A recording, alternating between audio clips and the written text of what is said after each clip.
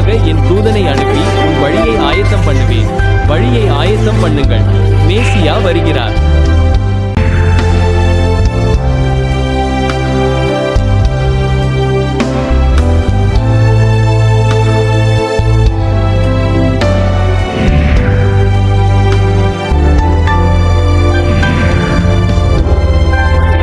உனக்கு முன்பாக என் தூதனை அனுப்பி உன் வழியை ஆயத்தம் பண்ணுவேன் என்று இவரை குறித்தே எழுதப்பட்டிருக்கிறது. வழியை ஆயத்தம் பண்ணுங்கள், மேசியா வருகிறார்.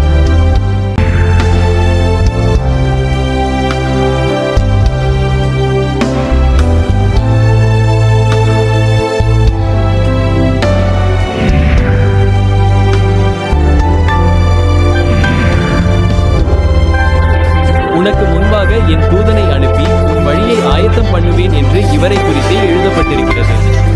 வழியை ஆயத்தம் பண்ணுங்கள், மேசியா வருகிறார்.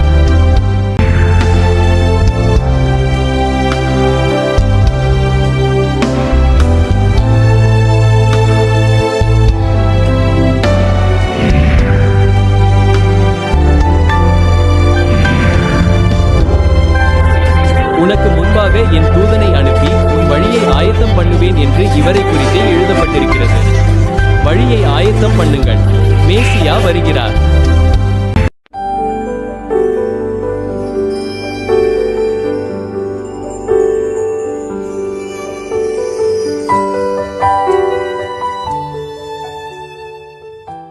இறுதி மீட்புக்கான ஒரு நாள் வரப்போகிறது.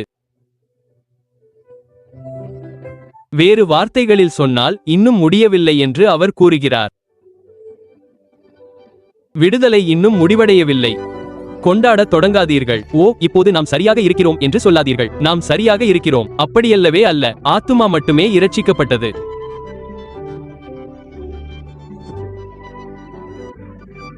சர்வவல்லமையுள்ள தேவன் ஒரு தலைமுறைக்கு வாக்களித்ததை உங்களுக்கு சொல்ல என்னை அனுப்பியிருக்கிறார். அந்த ரகசிய வருகையின் நாளில் நீங்கள் ஆயத்தமாக இருந்தால், நீங்கள் ஆயத்தமாக காணப்பட்டால், என் ஆண்டவரே, அவரை போன்ற மகிமையான சரீரம் உங்களுக்கு இருக்கும் என்று அவர் கூறுகிறார். ஆதாம் ஏவாள் வீழ்ந்தபோது அந்த இரட்சிப்பை உறுதிப்படுத்தும் வைப்பீடாக அவர் பரிசுத்த ஆவியானவரை வைத்ததற்கு காரணம் அதுதான் என்பதை நீங்கள் காண்பீர்கள். வீழ்ச்சி நீங்கள் நினைப்பதை விட ஆழமானது.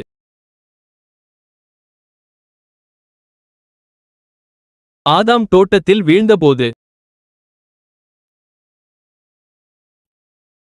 அந்த வீழ்ச்சி மிகவும் நஞ்சாக இருந்ததால் அது முழு பிரபஞ்சத்தையும் பௌதிக சிருஷ்டியையும் பாதித்தது.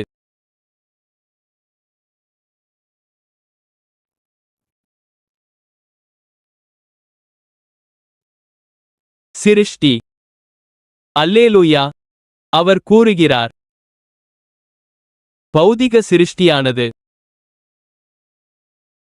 மாயைக்கு உட்படுத்தப்பட்டது, விரக்திக்கு உட்படுத்தப்பட்டது. எனவே இப்போது பௌதிக சிருஷ்டி தாங்கள் எதற்காக படைக்கப்பட்டதோ அதை செய்யவில்லை.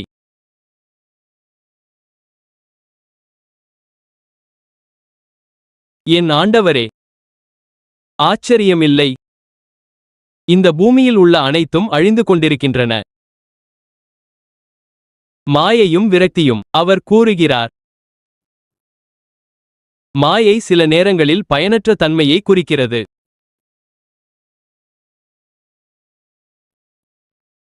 வரப்போகும் ராஜ்யத்தில் கவனம் செலுத்தும்படி ஆண்டவர் நம்மிடம் சொல்வதில் ஆச்சரியமில்லை.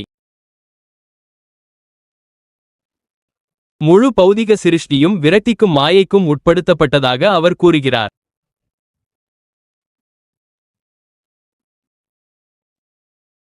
வீழ்ச்சியின் காரணமாக இது மிகவும் தீவிரமானது. நீங்கள் தொடர்ந்து வாசிக்கும்போது மீட்பையும் மகிமையையும் அவர் இணைக்க முயற்சிப்பதை காண்பீர்கள். தேவன் அவர்களிடம் சொல்கிறார், இரகசிய வருகை நடக்கும்போது அவர்களுக்கு என்னைப் போல மகிமையான சரீரங்கள் இருக்கும். சபையின் தேவனுடைய பிள்ளைகளின் மகிமைப்படுத்தப்படுதல் முழு சிருஷ்டியின் மீட்புடன் இணைக்கப்பட்டிருக்கிறது, சம்பந்தப்பட்டிருக்கிறது என்று அது கூறுகிறது.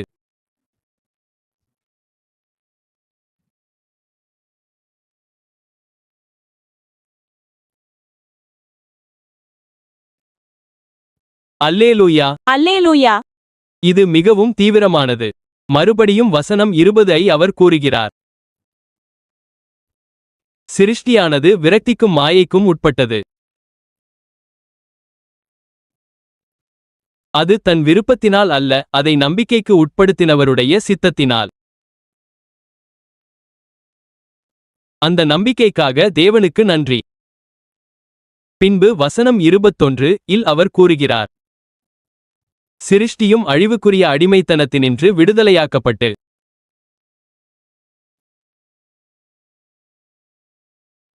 தேவனுடைய பிள்ளைகளுக்குரிய மகிமையான சுதந்திரத்தை பெற்றுக்கொள்ளும்.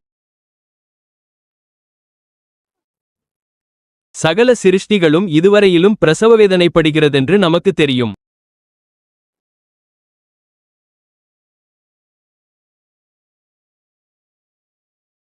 இதுவரைக்கும் அந்த வேதனை தொடர்கிறது. அதுமட்டுமல்ல, ஆவியின் முதற்பலன்களை பெற்றிருக்கிற நாமும் கூட. நான் சில விஷயங்களை அறிமுகப்படுத்துகிறேன் என்று எனக்கு தெரியும். இதை நான் உங்களுக்கு விளக்குகிறேன்.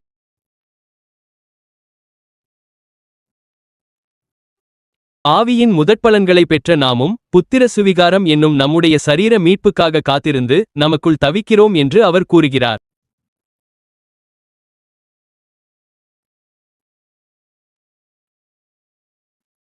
நம்முடைய சரீரத்தின் மீட்புக்காக. எனவே இதுதான் உங்களுக்கு தேவையான முழுமையான புரிதல். இந்த ஜனங்களிடம் சொல்லுங்கள் என்று அவர் சொல்லும்போது, மறுரூபத்தின் போது அவர்கள் என்னுடையது போன்ற மகிமையான சரீரங்களை பெறுவார்கள், மகிமையடைவார்கள். அவர் நம்முடைய சரீரத்தின் மீட்பு என்று கூறுகிறார். சிருஷ்டியைப் பற்றி அவர் சொல்கிறார். நீங்கள் வெளியே பார்ப்பது போல அவர் சிருஷ்டியை மனிதனைப் போல உருவகப்படுத்துகிறார். சிருஷ்டி அழுகிறது என்று அவர் கூறுகிறார். சிருஷ்டி தவிக்கிறது. மீட்புக்காக, மீட்பின் நாளுக்காக ஏங்குகிறது. அழிவுக்குரிய அடிமைத்தனத்திலிருந்து விடுதலையாக ஏங்குகிறது. அவர் கூறுகிறார், மீட்பின் அந்த நாள் மகிமையின் நாளோடும் உங்கள் சரீரத்தின் மீட்போடும் தொடர்புடையது என்று அவர் கூறுகிறார்.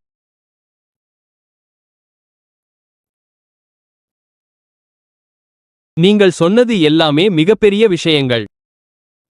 இதை ஒவ்வொன்றாக விரிவாக பார்த்து அதில் உள்ள போதனையை புரிந்து கொள்ள விரும்புகிறேன். அல்லேலூயா, அல்லேலூயா. நீங்கள் இதற்கு முன் இந்த பாதையில் சென்றதில்லை என்று எனக்கு தெரியும், ஆனால் இது முக்கியமானது. இப்போது நாம் ஆழமான பகுதிக்குள் செல்கிறோம், இல்லையா? கர்த்தர் இந்த விதமாக பேசுவது ஆச்சரியமாக இருக்கிறது. அவர் இறுதியான மீட்பை பற்றியும் உங்கள் சரீரங்களின் மகிமையை பற்றியும் பேசும்போது அவர்களிடம் சொல்லுங்கள், அவர்கள் என்னுடையது போன்ற மகிமையான சரீரங்களை பெறுவார்கள்.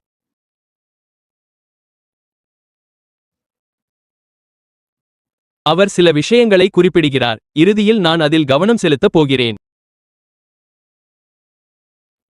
சிருஷ்டி அழுகிறது, புலம்புகிறது என்ற உண்மையை அவர் சுட்டிக்காட்டுகிறார். பின்பு ஆவியின் முதற்பலன்களை பற்றி குறிப்பிடுகிறார். கவலைப்படாதீர்கள், இதை நான் உங்களுக்கு விளக்கமாகச் சொல்கிறேன். இதுதான் உண்மையான உரையாடல். எனவே அவர் ஆவியின் முதற்பலன்களை பற்றி குறிப்பிடுகிறார். சிருஷ்டியின் தவிப்பையும் தேவனுடைய பிள்ளைகளின் உள்ளான தவிப்பையும் அவர் குறிப்பிடுகிறார்.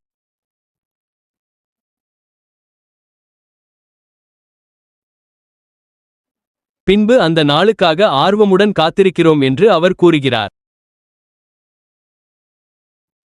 இறுதியாக அவர் உங்கள் சரீரங்களின் மீட்பை பற்றி கூறுகிறார். சுருக்கமாகச் சொன்னால் அவர் கிறிஸ்தவ இரட்சிப்பை வரையறுக்கிறார்.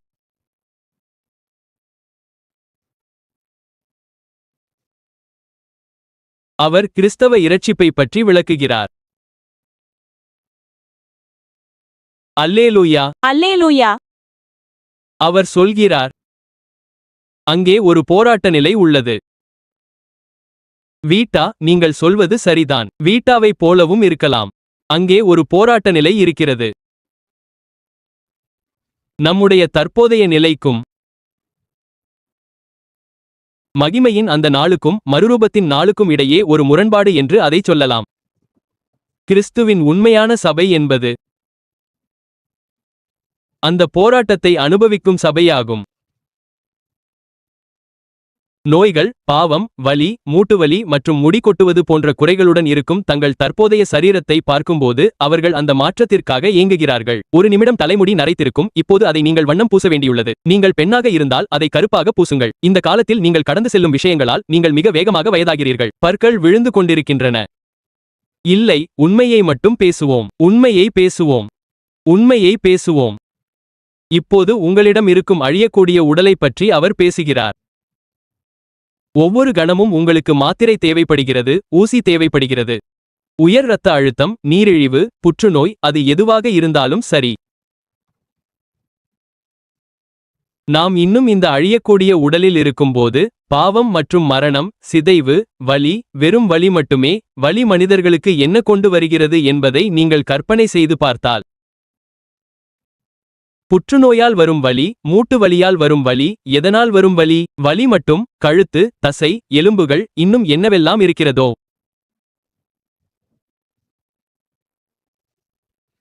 மேலும் இந்த காலத்தின் அர்த்தமற்ற தன்மையை, வீணான தன்மையை, பெருமைகளை மற்றும் எந்த மதிப்பும் இல்லாத விஷயங்களை நீங்கள் பார்த்தால்,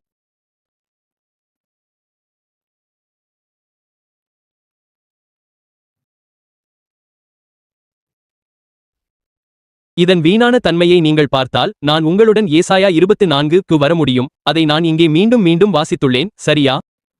அது வரப்போகிறது. பூமியின் அர்த்தத்திற்கு மதிப்பு இல்லை, அது முடிவுக்கு கொண்டு வரப்படும். அவர் சொல்கிறார், நீங்கள் அதை பார்க்கும்போது மறுபிறப்பு எடுத்த கிறிஸ்தவராக பரலோகத்திற்கு எடுத்துக்கொள்ளப்பட போகும் உண்மையான திருச்சபையாக மகிமைப்படுத்தப்பட போகும். நீங்கள் ஒரு பதற்றத்தை, ஒரு மோதலை அனுபவிக்க வேண்டும். அந்த மகிமைப்படுத்தப்படும் நாளுக்காக நீங்கள் ஏங்க வேண்டும். சூழல்களை பார்க்கும்போது எனக்கு வேண்டாம், அந்த நாள் வேண்டும் என்று சொல்லுங்கள். அவர் வரவேண்டும் என்று நான் விரும்புகிறேன்.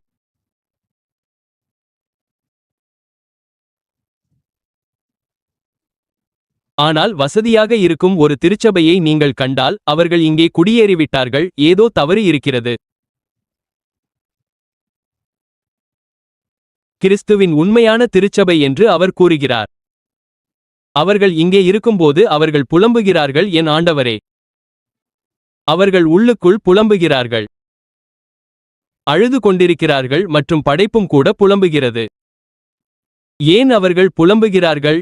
ஏனென்றால் அவர்கள் இங்கே கடந்து செல்லும் அறுவை சிகிச்சைகள், இரத்தம் வடிதல், கட்டிகள், தற்கொலைகள், வேலையின்மை, விவாகரத்து போன்ற எல்லாவற்றையும் அவர்கள் கருத்தில் கொண்டால், வேலையின்மை, பாவம் செய்தல், இங்கே நிலைமை எவ்வளவு மோசமாக இருக்கிறது என்பதை அவர்கள் பார்க்கும்போது, அவர்களின் இறுதி இலக்கான பொன்னகர் நகரத்துடன் ஒப்பிடும்போது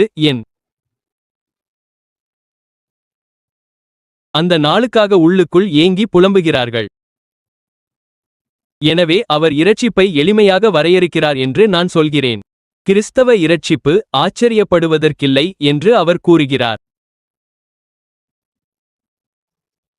வரப்போகும் ராஜ்யத்தின் எதிர்பார்ப்பில் ஆவலில் வாழ வேண்டிய வாழ்க்கையாக இருக்க வேண்டும்.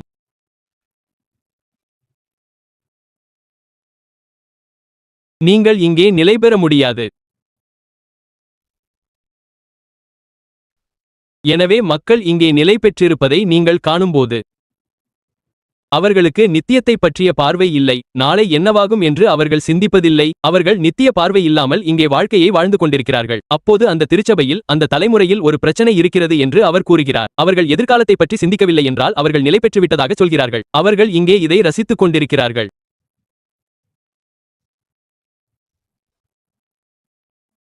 இப்போது உங்களிடம் இருப்பதை நீங்கள் கவனித்தால், பொய் குற்றச்சாட்டுகள், துஷ்பிரயோகம், அவமானம், வாழ்க்கையில் நடக்கும் விஷயங்கள், விபத்துகள் மற்றும் பல. ஒவ்வொரு முறையும் நீங்கள் எதையாவது சரிசெய்யும்போது வேறொன்று உங்களுக்கு தெரியும். தண்ணீர் மீண்டும் கசிந்து வீட்டை மூடுகிறது. நீங்கள் ஒரு குழாயை சரிசெய்ய முயற்சிக்கிறீர்கள். அங்கே எப்போதும் ஒரு போராட்டம் இருக்கிறது. இந்த விதவைக்காக வீட்டின் கூரையை சரிசெய்ய முயற்சிக்கிறீர்கள். நீங்கள் திரும்பி வரும்போது அது மீண்டும் ஒழுகுகிறது. நீங்கள் இதை மாற்றி இரும்பு தகடுகளை பொருத்துவோம் என்று சொல்கிறீர்கள். இல்லை.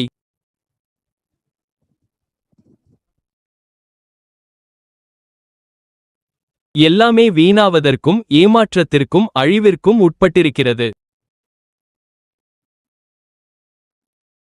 ஆனால் அதிர்ச்சியூட்டும் விஷயம் என்னவென்றால் படைப்பு பேசுகிறது. படைப்பு அந்த நாளுக்காக காத்திருக்கிறது, ஆனால் மனிதகுலம் காத்திருக்கவில்லை.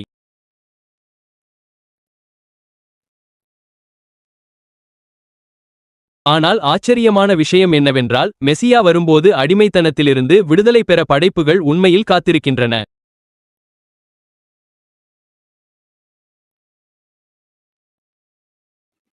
ஏனென்றால் தேவனுடைய பிள்ளைகள் மகிமையில் மகிமைப்படுத்தப்படுவதைக் காணும்போது, வேறு வார்த்தைகளில் சொன்னால் அந்த மகிமையான நித்திய உடலை பெற்ற பிறகு அந்த செயல்முறை இப்போது தொடங்கிவிட்டது என்று அவர்கள் சொல்கிறார்கள். ஏனென்றால் நீங்கள் 7 வருடங்களை கடந்து செல்கிறீர்கள், அதன் பிறகு 1000 ஆண்டு கால மீட்பு வருகிறது.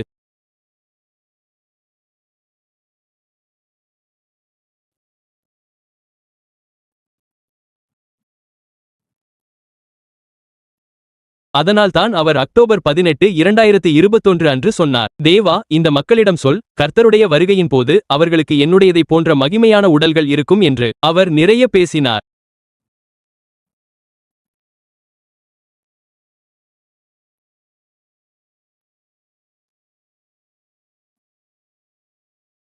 அவர் உண்மையில் இறுதி மீட்பை பற்றி பேசினார். இறுதியில் உங்கள் உடல் கூட மீட்கப்பட்ட ஆத்மாவிற்கு சமமாக மீட்கப்படும்.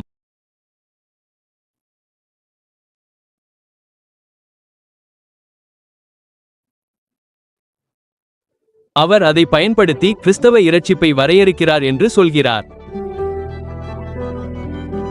ஆகவே கிறிஸ்தவ இரட்சிப்பு இப்போது கிறிஸ்தவர்கள் பின்வரும் மக்களை கொண்டிருக்கிறார்கள். அவர்கள் எப்போதும் புலம்பிக் கொண்டிருக்கிறார்கள். ஏனென்றால் அவர்கள் தங்கள் இலக்கை நோக்கி பார்க்கிறார்கள். இந்த மீட்பு காரியத்தை முடிக்க அவர்கள் ஆவலுடன் காத்திருக்கிறார்கள்.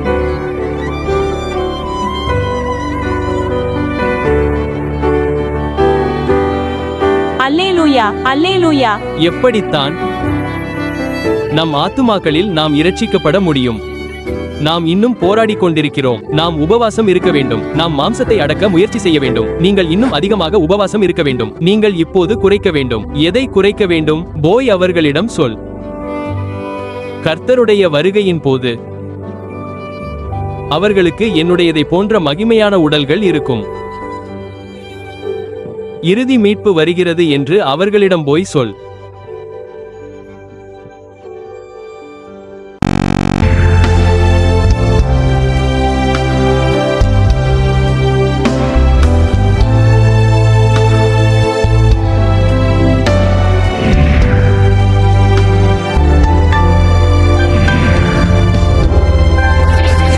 உனக்கு முன்பாக என் தூதனை அனுப்பி உன் வழியை ஆயத்தம் பண்ணுவேன் என்று எழுதப்பட்டிருப்பவர் இவரே. வழியை